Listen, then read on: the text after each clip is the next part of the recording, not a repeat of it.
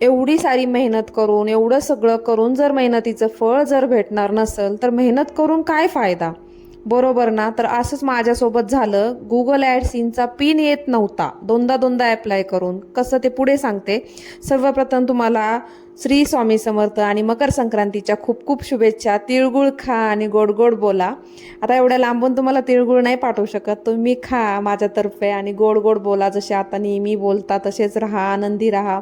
मकर संक्रांतीसाठी आहे ना मम्मीकडे गेले होते. मस्त अशी आवरलं घरी, मस्त साडी वगैरे नेसून घरूनच आवरून गेले होते. सिंपल आवरलं होतं, जास्त काही केलं नाही. वेणी वगैरे घातली, कारण की केस मोकळे सोडले ना की ते बरोबर नाही वाटत, म्हणून म्हटलं चला वेणी घालूया आज. तशी तर मी नेहमी वेणी नाही घालत, केस मोकळेच असतात, पण आज घातली होती छानशी आणि छोटासाच गजरा होता. मग म्हटलं वेणीच घालूया. आणि मोठा असे वरती केस वगैरे बांधायला मला आता तेवढं आवडत नाही, सिंपलच आवरलं होतं. आणि मम्मीकडं असल्यामुळं काय होतं, जर काही चुकलं वगैरे आपलं वर्षभर आपल्या ध्यानात राहत नाही आपल्या काय गोष्टी, त्याच्यामुळं.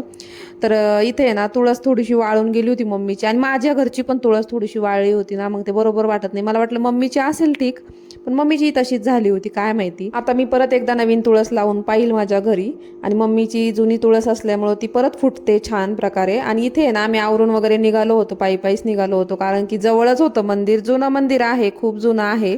मग सगळ्या बायका तिकडंच जात होत्या, तर आम्ही पण गेलो. आणि ह्यावेळेस काय झालं माहिती का, ह्या वर्षी संक्रांतीचा टायमिंग आहे ना दुपारचा असल्यामुळे आहे ना व्यवस्थित टायमिंगमध्ये आपल्याला आवरायला जमलंय.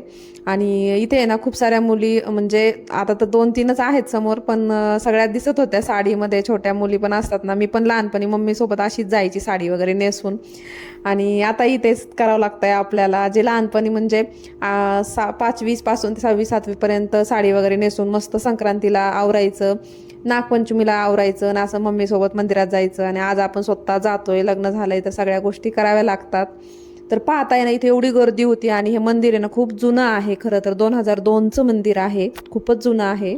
तर मला गुगल ॲडसिनबद्दल सांगायचं होतं. माझा पिन येत नव्हता, ते त्याच्यामुळेच मी डिस्टर्ब होते आणि त्याच्यामुळेच व्हिडिओ येत नव्हते. आता काहीच प्रॉब्लेम नाही आहे, माझा पिन आला आहे. 2दा ॲप्लाय करावं लागलं तेव्हा आला आहे. आणि गुगल ॲडसिन पिनबद्दल जर तुम्हाला जाणून घ्यायचं असेल तर त्याचा वेगळा व्हिडिओ मी नक्कीच बनवेल. मला कमेंट करून सांगा. तुम्हाला पण मी सांगाल की कोणत्या पत्त्यावर यायला पाहिजे आणि मला काय अडचण आली.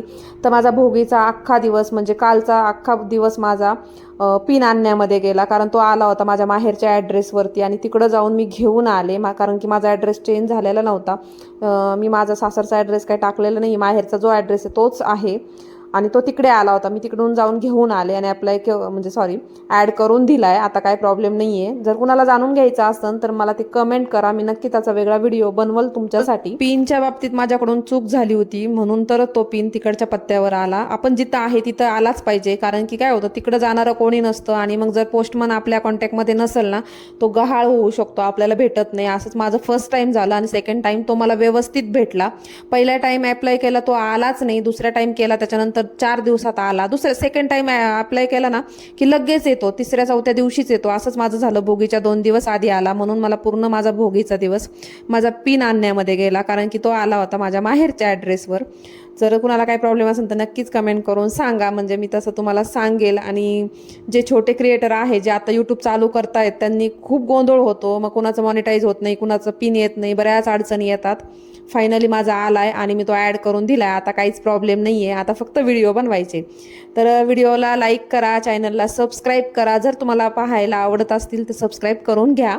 परत एकदा सगळ्यांना श्री स्वामी समर्थ. मकर संक्रांतीच्या सगळ्यांना खूप खूप शुभेच्छा. हॅपी मकर संक्रांत.